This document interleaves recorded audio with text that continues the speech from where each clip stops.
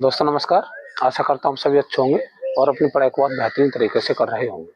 उपस्थित अपने चैनल आरंभ क्लासेस पर मैं अपने चैनल के माध्यम से ये बायोलॉजी का एक पॉइंट है प्लांट मॉर्फोलॉजी, अर्थात इसके हम बाहरी स्ट्रक्चर के बारे में जानेंगे। तो चलिए आइए थोड़ा सा देख लेते हैं। ये हमारा बायोलॉजी का पॉइंट होगा। बायोलॉजी में मुख्य रूप से बॉटनी होगा। बॉटनी बोलते हैं वनस्पति विज्ञान के लिए। अब देखिएगा, ये हल्की सी एक स्ट्रक्चर बनी हुई है आपके सामने इस तरह से, और ये एक स्ट्रक्चर इस तरह से बनी हुई है। इसके लिए हम बोलेंगे अर्थ, सरफेस कह सकते हैं। अर्थ सरफेस यानी पृथ्वी की ऊपरी सतह होगी हमारी, जिस पर पेड़ पौधे स्थिर रहते हैं। और इसके नीचे इस तरह से यानी पृथ्वी के अंदर की साइड में इस तरह से ये आपको नजर आ रहे होंगे, जिसे हम क्या बोलेंगे, टेप रूट बोल देंगे। टेप रूट का नाम दे देंगे, ठीक है। अब इसके बाद में भी इसमें से थोड़ी थोड़ी सी इस तरह से कहीं कहीं पर आपने देखा होगा ब्रांच नजर आ रही होंगी, तो इसे हम रूट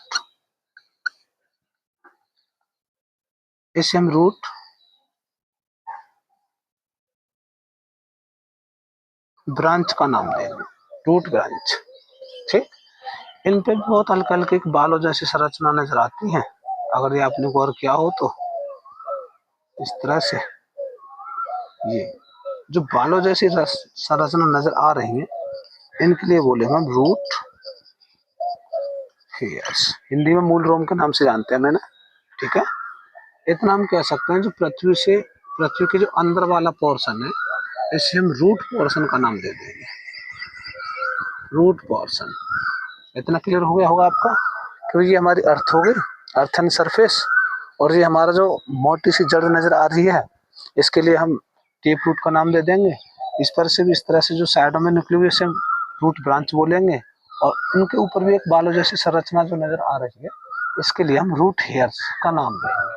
साथ ही साथ इसके ऊपर एक और हल्की सी टिप सी लगी हुई होगी, छोटी सी, इसे हम रूट कैप बोलेंगे, रूट कैप।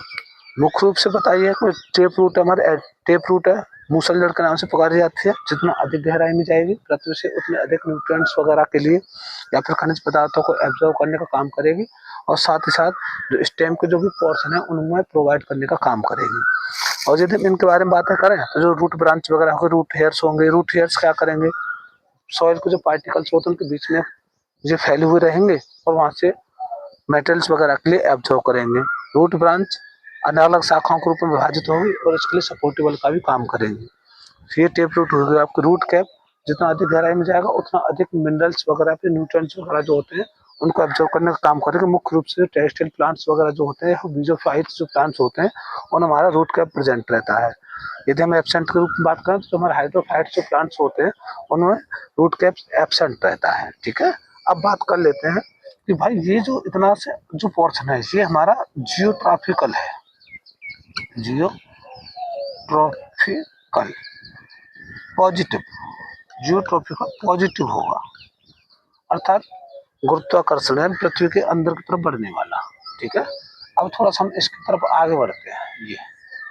ये मैंने आपको हल्का सा स्ट्रक्चर बना के दिखा रहा हूँ, हालांकि थोड़ा बहुत तो सभी को पता ही रहता है जो आउटर कंडीशंस जो होती हैं, फिर भी हल्का फुल्का सा और देख लेते हैं कि ये इस तरह से हमारी इस पर ये लीफ लगी हुई रहेगी, लीफ, ठीक है।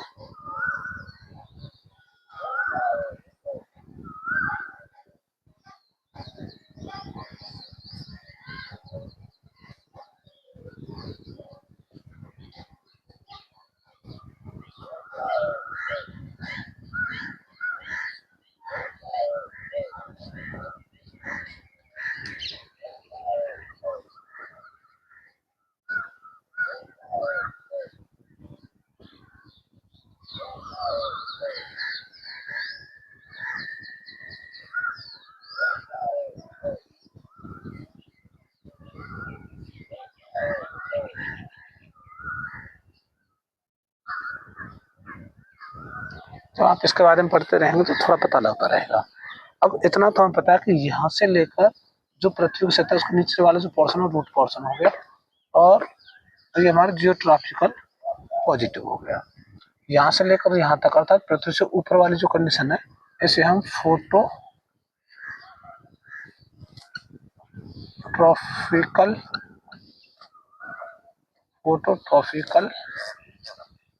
पोर्शन का नाम दे देंगे, जो आपका प्रकाश की तरफ बढ़ेगा, सनलाइट की तरफ बढ़ेगा।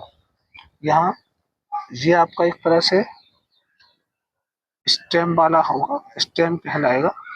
जो स्टेम वाला पोर्शन है वो आपका सपोर्टेबल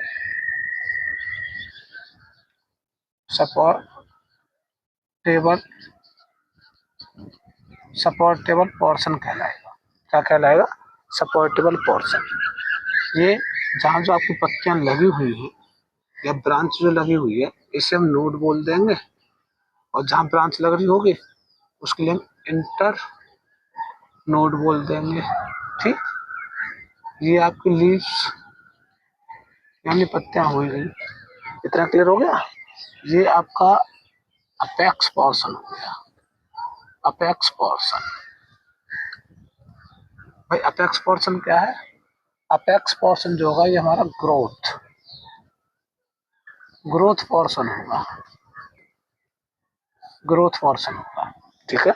क्योंकि जितना भी मिनरल्स वगैरह जब ये एब्जॉर्ब करेगा तो जो हमारे ऊपर वाले जो बर्ड्स जो होंगी, जो कलिकाएं होंगी, ये मुख्य रूप से इसके हाइट के लिए या फिर इसके मतलब इसका हाइट होने के साथ साथ जो इसके जो मजबूती है उसको प्रदान करने का काम करेगा, तथा पौधा हमारा धीमे धीमे करके वृद्धि करता हुआ चला जाएगा।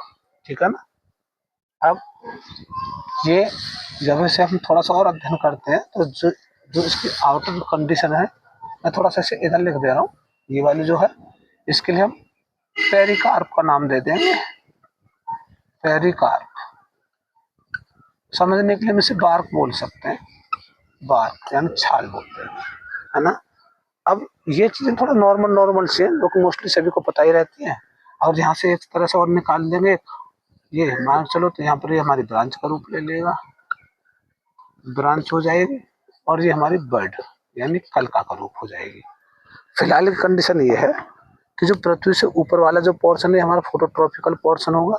मुख्य रूप से इसका ये कार्य होगा कि पेड़ पौधे जब हमारे सूर्य के प्रकाश की उपस्थिति में रहेंगे तथा क्लोरोफिल को जब प्राप्त होता रहेगा लीव्स यानी लीव्स के माध्यम से, स्टेम के माध्यम से, तो सनलाइट की उपस्थिति में तथा क्लोरोफिल की उपस्थिति में ये ग्लूकोज का निर्माण करेगा, जिससे कि पेड़ पौधे के लिए उसके आवश्यक अवयव मिलते रहेंगे।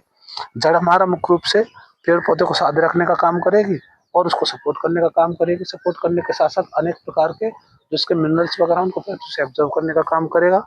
मुख्य रूप से जो मूलरोम के जो कोशिकाएं होंगी इसमें प्रेजेंट होंगे जाइलम एंड फ्लोएम्स। जाइलम वाली जो कंडीशन से जो सेल्स होंगे वो इस पौधे के लिए भोजन का निर्माण करेंगे, तथा जो जाइलम वाली जो कंडीशन होंगे वो इसके लिए जल का निर्माण करेंगे।